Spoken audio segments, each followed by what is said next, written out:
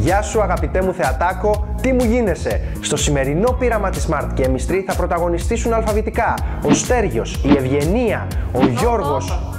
Αυτό δεν είναι αλφαβητικά. Αυτό σε πείραξε, γιατί μήπως θα πρωταγωνιστήσουν? Και συνεχίζω.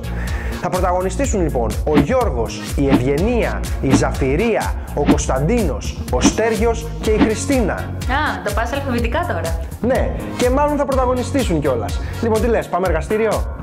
Ξέρεις, εγώ θα πάω βόλτα με τις φίλες μου. Α, καλά, το βράδυ που θα γυρίσω να έχεις μαγειρέψει και να έχεις βάλει και πλυντήριο. Το εργαστήριο της Smart Chemistry έχει σήμερα την ιδιαίτερη τιμή να φιλοξενεί 6 αποφασισμένους για όλα μαθητές και μαθητριές μου, οι οποίοι αποδέχτηκαν με αστήρευτο ενθουσιασμό την πρόσκλησή μου για συμμετοχή στο νέο πείραμα. Σε αυτό το σημείο θα ήθελα να σας προσκαλέσω όλους να συμμετάσχετε μαζί μου στο επόμενο πείραμα της Smart Chemistry. Ωραία, θα το κανονίσουμε. Τριμέθυλοβορικό ονομάζεται η χημική ένωση που θα ασχοληθούμε σήμερα και η οποία παρουσιάζει μια πάρα πολύ ενδιαφέρουσα ιδιότητα κατά την καύση της. Όχι, δεν θα σου αποκαλύψω τι ιδιότητα έχει, δεν θα σου κάνω spoiler, θα σε αφήσω σε αναμένα κάρβουνα να δεις εκείνη τη στιγμή την υπέροχη καταπράσινη φλόγα της καύσης του τριμέθυλοβορικού. Και πάμε!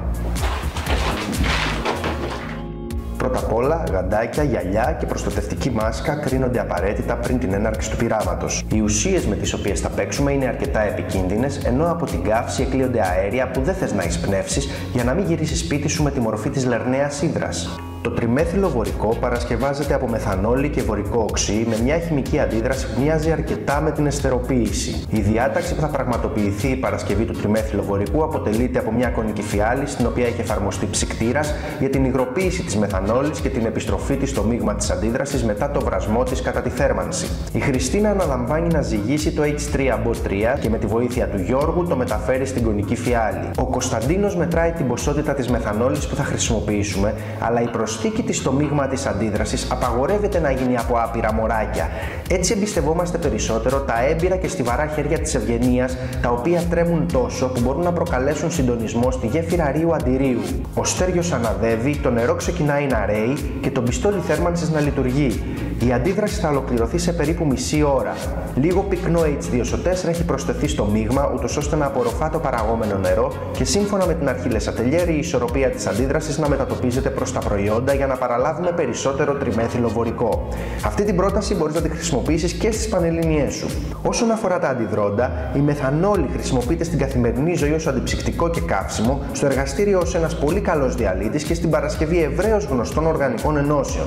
Και όλα αυτά τη στιγμή που η Ζαφυρία, αδιαφορώντας προκλητικά για το θεωρητικό κομμάτι του πειράματος, προετοιμάζει το μείγμα για διήθηση και απομάκρυνση της περίσσιας του H3BO3. Και επειδή δεν τους προλαβαίνω, θα αναλύσω την αντίδραση και τις ουσίες που μετέχουν σε αυτήν στο επόμενο βίντεο.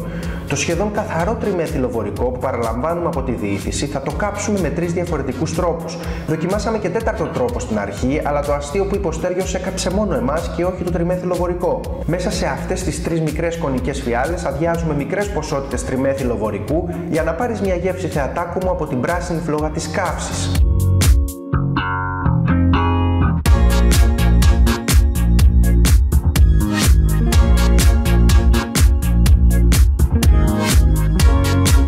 Στη συνέχεια θα λαμπαδιάσουμε το τραπέζι με μια αρκετά μεγαλύτερη ποσότητα τριμέθυλοβορικού.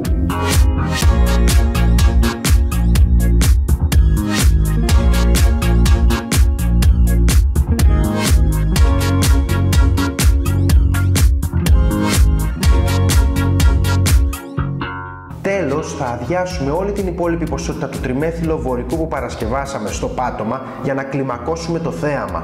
Η Χριστίνα αδειάζει το τριμέθυλοβορικό στο πάτωμα, καθώς οι υπόλοιποι τσακώνονται για το ποιος θα αναλάβει να πυροδοτήσει την καύση. Τελικά η Ευγενία εξολοθρεύει με σπάνιες κινήσεις αϊκίντο όλους τους μνηστήρες του αναπτήρα και δίνει αυτή τη σπίθα της.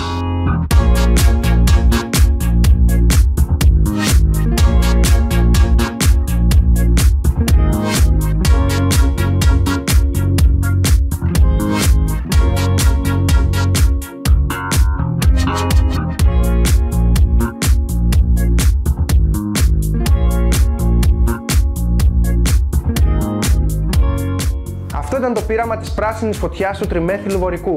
Τώρα γνωρίζεις πώς ακριβώς η Cersei Lannister στη σειρά Game of Thrones εξουδετερώσε όλους τους ανταγωνιστές της σε μια πραγματικά απολαυστική σκηνή. Γιατί όμως βάλαμε πράσινη καρκινογόνο φωτιά μέσα σε κλειστό χώρο στο εργαστήριο της Smart Chemistry, θέτοντας σε κίνδυνο τις πολύτιμες ζωές μας? Για το χατήρι των γαμάτων μαθητών μου φυσικά και όχι.